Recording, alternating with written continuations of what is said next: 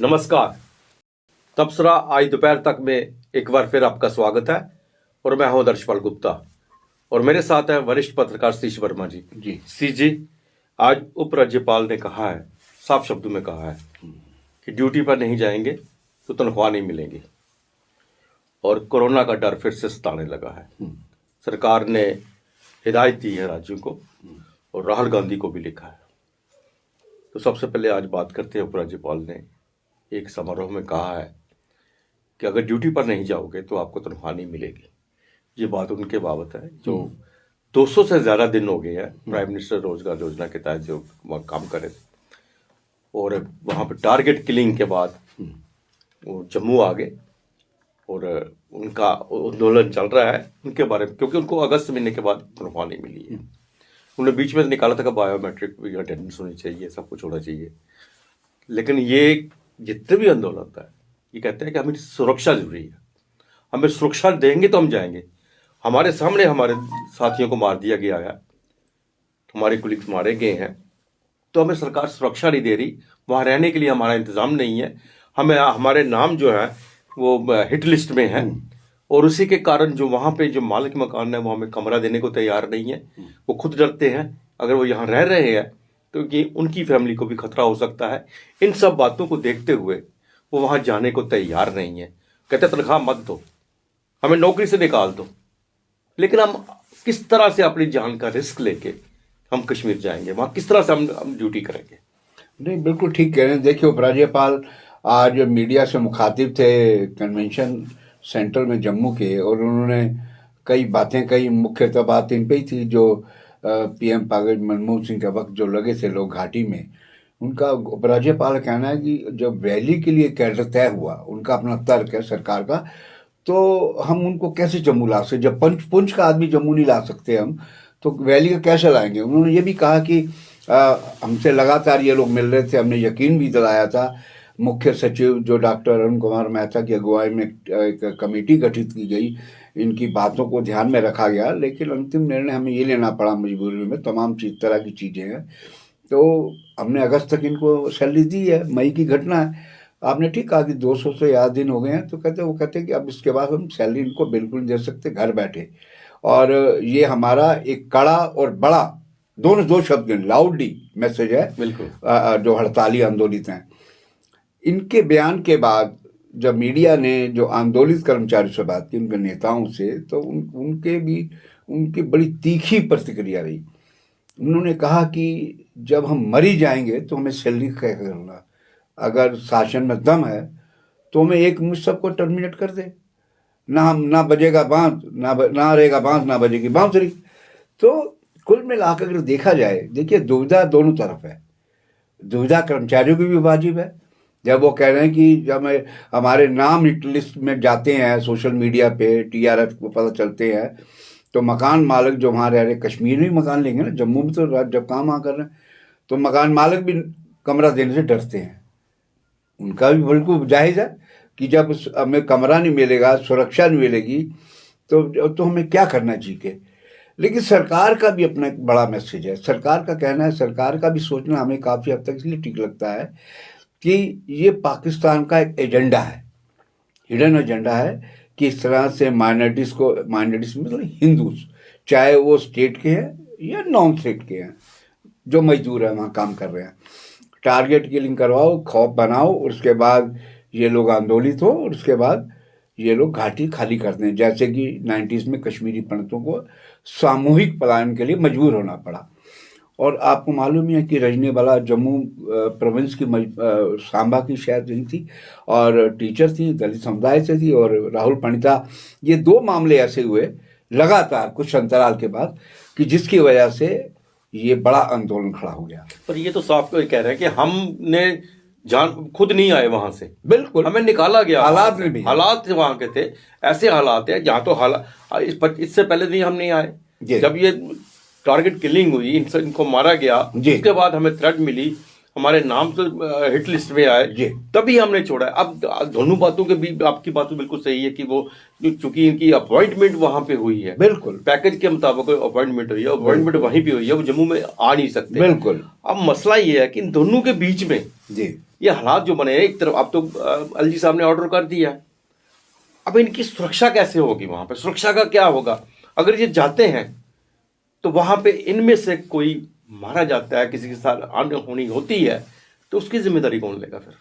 देखिए, उसने साफ कहा है अपना उपराज्यपाल ने कि हम ऐसा नहीं कि हमने चैप्टर क्लोज कर दिया, हम इन पे पुनर्विचार करते रहेंगे, लेकिन फुल हाल हमारा कहना है कि इनको काम पर लौटना पड़ेगा।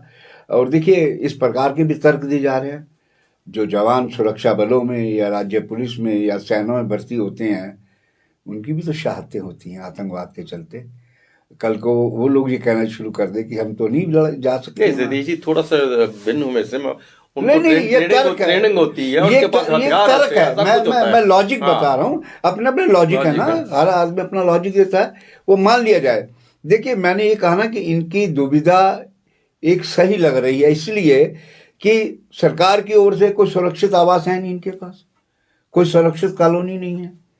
हालांकि सरकार ये क्लेम कर रही है हमने इतने क्वार्टर बना दिए और क्वार्टर बनेंगे। तो कहने का मतलब ये कि अगर वो कहीं किराए पे लेने जाते हैं, जब उनको सुरक्षित जगह ही नहीं मिलेगी, कोई लैंडलॉर्ड, कोई मकान का मालिक उनको कमरा नहीं देगा, तो कहाँ रहेंगे जाके? और हमने देखा है कि जब ये क्या नाम है, राहुल भट्ट की और उसकी रजनी बाला की डेथ हुई थी, लोगों में जम्मू में कितना आक्रोश दिखाई दिया था, इनके गाँव में भी, रजनी बाला के इलाके में, और राहुल भट्ट का जो जम्मू में जहाँ रहते हैं परिवार के लोग। तो ये सह समझा जा सकता है कि लोगों में गुस्सा है। और हैरत की बात यह है कि जब ये बात उठती है कि आखिर इन मुलाजमों की लिस्ट कौन निकालता है, आखिर वो काली भेड़े कौन है शासन के अंदर, हम तो सीधा कहेंगे ना, ब्लैक शिप कहेंगे ना कि भाई आप मुझे बताइए कि आप अगर टारगेट करेंगे बंदे को, उसकी लिस्ट आउट करेंगे, तो स्वाभाविक है कि वो उनके टारगेट पे आएगा। अच्छा, पाकिस्तान लगातार भी नीति बदल रहा आतंकवाद को लेकर, उसने सोचा कि आमने सामने की लड़ाई में तो मारे जाते हैं, वो फ्रस्ट्रेटेड है, उसके बड़े कमांडर मारे गए, लश्कर के, जैश के, हिजबुल के, अलबदर के, बड़ी बड़ी तंजीमों के बड़े बड़े मास्टरमाइंड मारे गए। अब उन्होंने टीआरएफ का एक नया खेल फंडा शुरू किया। अब टीआरएफ के बारे में ये गारंटी नहीं कि कोई आदमी मुलाजिम दफ्तर में बैठा है और अचानक आ धमकेंगे, जैसे वो बैंक का एक कर्मचारी है राजस्थान का, वो अभी बैठा ही है, सामने बैग में उनसे कोई कस्टमर है, पिस्टल निकाली उसको मार दिया। तो कहने का मतलब है कि नौकरी रिस्की तो है, लेकिन सरकार का अपना मानना है कि हम कोशिश कर रहे हैं सुरक्षा देने की पूरी, और इनको काम पर लौटना पड़ेगा। उन्होंने एक शब्द ये भी यूज़ किया है कि हम इस पर सहानुभूति विचार लगातार करेंगे, लेकिन उन्होंने ये भी कहा, कड़ा संदेश देते हुए, कि अब आपको सैलरी नहीं मिलेगी। लेकिन उनके नेताओं का कहना है कि हमें इस सैलरी से क्या लेना जब हमारी जान नहीं बचेगी। और उन्होंने उससे बड़ा एक पलटवार करते हुए कहा शासन पे कि आप दम है आप में तो हमें एक मुश्त टर्मिनेट कर दीजिए। लेकिन मसले खाली टर्मिनेशन भी नहीं बनता, आप किसी को तो नियुक्त करेंगे उनकी जगह, कल को वो भी अगर ये मांग करेंगे तो मसला तो बरकरार है। देखिए, मसला तो सरकार को इनसे मिलजुल कर कोई ऐसा मध्य मार्ग तय करना पड़ेगा जिनके अंदर इनकी प्रायोरिटी है सुरक्षा की भावना। ये तनख्वाह की बात में कह रहे हैं हमारे लिए पहली सुरक्षा है, जीवित रहेंगे तनख्वाह भी मिलेगी। तो सुरक्षा को लेकर लगता है कि सरकार को इसमें हो सकता है कि और मैकेनिज्म को स्ट्रॉन्ग बनाना पड़े। जो ट्रांसफर पॉलिसी है उनकी, वो ट्रांसफर पॉलिसी तो लागू करना नामुमकिन लग रहा है ना, नामुमकिन, जिसके हिसाब से सरकार कह रही है। और सामूहिक तौर पे हो भी नहीं सकता। और हाँ। जिस तरह से ये आंदोलन है वो जाना नहीं चाहते, तो मसला ये दोनों तरफ से फंसा हुआ है कि कुछ भी चीज अभी क्लियर सामने नहीं आ सकती। ठीक है, एलजी साहब ने साफ तौर पर कह दिया है, हो सकता है क्योंकि जरूरतमंद भी बहुत होते जा रहे हैं, बहुत दिनों से बैठे हुए हैं, हो सकता है उनको जाना भी पड़े। अच्छा, ऐसा भी सुनने में आया कि कुछ केस इन्होंने रिएलोकेशन भी किए हैं कश्मीर से यहाँ। अच्छा, और उनमें से हम उनका नाम लेना मुनासिब समझेंगे, एक वो कश्मीरी संगठन का कोई बड़े नेता है, उनके परिवार का कोई आदमी था। हम इसकी पुष्टि नहीं करते, सोर्सेज से जो खबर मिलती है हम उसका जिक्र करते हैं। कोई सरकार की ओर से इस प्रकार कोई हैंड आउट जारी नहीं किया गया कि हमने उनकी बात मानकर उनको एलोकेट किया, लेकिन सूत्र पुख्ता हैं। उनका कहना यह है कि कश्मीरी संगठन के एक नेता हैं पंडितों के, उनका शायद परिजनों के एक आदमी का उनको रिएलोकेट किया गया, लेकिन बात यह है कि ये बड़ी तादाद में मुलाजिम है और इनका हजारों के तादाद में एकदम सामूहिक ट्रांसफर रीएलोकेशन जम्मू नहीं किया जाता। ये वैसे भी पॉसिबल नहीं है। अगर आप दूसरे नजर से भी देखें, ये बिल्कुल इम्पॉसिबल चीज़ है। ये ठीक है केस टू केस देखकर, जिसको बहुत ज़्यादा सीरियस थ्रेट हो, उसमें गवर्नमेंट ऑफ इंडिया चूँकि यूटी है, गृह मंत्रालय और हमारे उपराज्यपाल मनोज सिन्हा के नेतृत्व वाला शासन जो है उसमें चर्चा कर सकता है।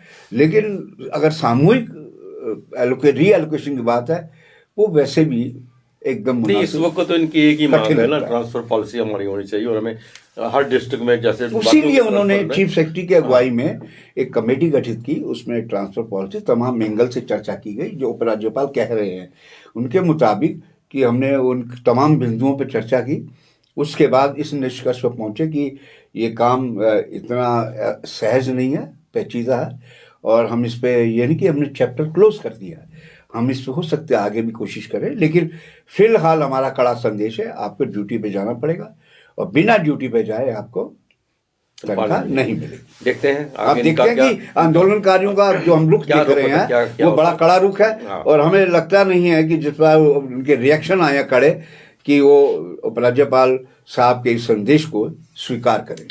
सी जी, कोरोना ने एक बार फिर लग रहा है कि जैसे बहुत तेजी के साथ जी पूरी चाइना में से निकल कर बाहर आ रहा है, और आज जो है जो हेल्थ मिनिस्टर हैं उन्होंने भी चेतावनी दी है कि जब भारत में भी कोरोना जब पैर पसार सकता है, उन्होंने जितने भी राज्य हैं उनको हिदायत दी है कि ताकि किस तरह से वो रहना है, किस तरह, और भीड़ भाड़ से दूर रहना है, मास्क का इस्तेमाल करना है।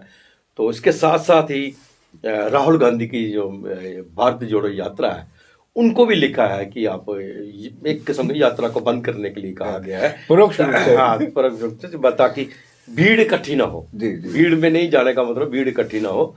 तो ये चीजें में आप देखते हैं, कोरोना है कि राजनीति है जो बहुत सी चीजें सामने आ रही है। आपने जो राजनीति शब्द यूज किया, अब इस पे राजनीति शुरू हो गई है।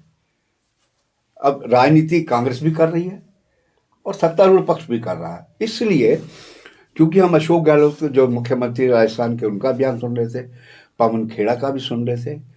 इन लोगों का कहना है कि जब बंगाल में चुनाव थे तब तो चरम पे था कोरोना, बिल्कुल चरम। तो तब हजारों लाखों की लोग कैसे भीड़ लग रही थी प्रधानमंत्री और गृह मंत्री की रैलियों में। उसको छोड़िए, यूपी के चुनाव में तब भी कोरोना स्थिति थी, तब कैसे रैलियां हो रही थी।